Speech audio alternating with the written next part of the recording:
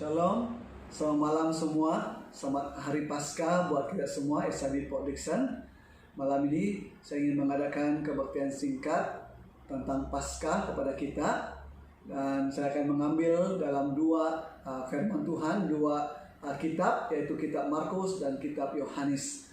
Dalam kitab Markus saya ingin mengambil dari pasal 15 ayat 33 hingga ayat 39 sebagai latar belakang. Dan juga dalam Injil Yohanes 19 ayat 30 yang menjadi fokus kita pada malam hari ini. Mari kita lihat firman Tuhan yang terdapat dalam Injil Markus 15 ayat 33 hingga ayat 39. Mari dalam Injil Markus 15 ayat yang ke-33 hingga ayat yang ke-39. Yesus mati. Ayat 33, pada jam 12 kegelapan meliputi seluruh daerah itu dan berlangsung sampai 3 jam. Dan pada jam 3 berserulah Yesus dengan suara nyaring, Eloi, Eloi, lama sabantani. Yang berarti, Allahku, Allahku, mengapa engkau meninggalkan aku? Mendengar itu, beberapa orang yang berdiri di situ berkata, lihat, ia memanggil Elia. Maka datanglah seorang dengan bunga karang, mencelupkannya ke dalam anggur asam, lalu mencucukkannya pada sebatang bulu dan memberi Yesus minum, serta berkata, baiklah kita tunggu dan melihat apakah Elia datang untuk menurunkan dia. Lalu berserulah Yesus dengan suara nyaring dan menyerahkan nyawanya. Ketika itu tabir bait suci terbelah dua dari atas sampai ke bawah. Waktu kepala pasukan yang berdiri berhadapan dengan dia melihat matinya demikian, berkatalah ia, sungguh orang ini adalah anak Allah. Mari kita lihat di dalam Injil Yohanes pasal yang ke-19 ayat yang ke-30. Dalam Injil Yohanes pasal 19 ayat 30, saya hanya membaca satu ayat yang menjadi kunci ayat firman Tuhan yang kita akan pelajari bersama pada malam hari ini. Ayat 30, sesudah Yesus meminum anggur asam itu, berkatalah ia, sudah selesai. Lalu ia menundukkan kepalanya dan menyerahkan nyawanya. Sekali lagi saya ulang ayat 30, sesudah Yesus meminum anggur asam itu, berkatalah ia, sudah selesai. Lalu ia menundukkan kepalanya dan menyerahkan nyawanya. Saudara-saudari yang dikasihi dalam nama Tuhan Yesus, malam hari ini saya ingin membawa kita dengan tema yang sederhana mengenai Paskah adalah sudah selesai. Yesus katakan sudah selesai. Apakah maksudnya sudah selesai? Apakah yang Yesus maksudkan sudah selesai? Ada 3 bahagian yang Yesus maksudkan sudah selesai untuk kita semua pada malam hari ini. Yang pertama, sudah selesai. Dalam bahasa Yunaninya sudah selesai, tetelestai, yang berbicara it is finished. Maksudnya sudah habis. Sudah habis total, habis sepenuhnya. Dibayar lunas sepenuhnya. Tidak ada lagi baki, tidak ada lagi sisa, tapi dibayar secara total, lunas. It is finished. Saudara yang dikasihi dalam nama Tuhan Yesus, apakah yang telah Yesus lakukan sehingga dia katakan sudah selesai? Dia sudah melakukannya, membayarnya habis sepenuhnya. Yang pertama, Yesus sudah selesai membayar hutang dosa saya dan saudara, hutang kesalahan saya dan saudara. Di manakah itu terjadi? Dalam Roma pasal 3 ayat 23 berkata, semua manusia telah berdosa dan telah kehilangan kemuliaan Allah. Semua manusia telah berdosa dan telah kehilangan kemuliaan Allah. Dalam Roma 6 ayat 23e berkata, sebab upah dosa adalah maut. Berbicara di sini bahwa manusia itu berdosa, bahwa manusia itu sudah melakukan dosa, mereka harus dan layak dihukum. Tapi Yesus mengambil tempat kita sehingga dia menerima hukuman karena dosa dan kesalahan kita sampai di kayu salib.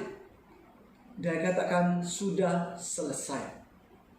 Yesus sudah membayar lunas hutang dosa kita di kayu salib, dan itu sudah selesai di kayu salib.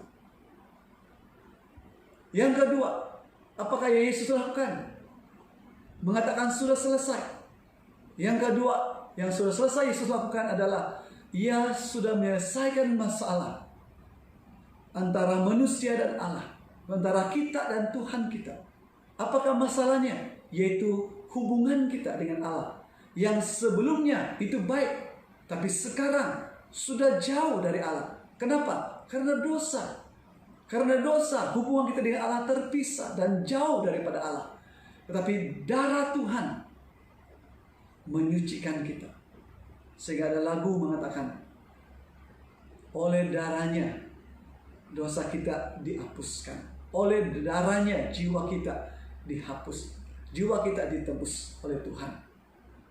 Dalam bahagian lain ada lagu yang mengatakan,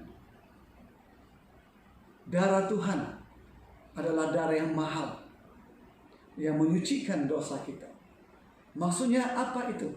Itu adalah darah Tuhan Yesus yang tercurah di kayu salib itu menyucikan dosa kita supaya hubungan kita dengan Allah diselesaikan.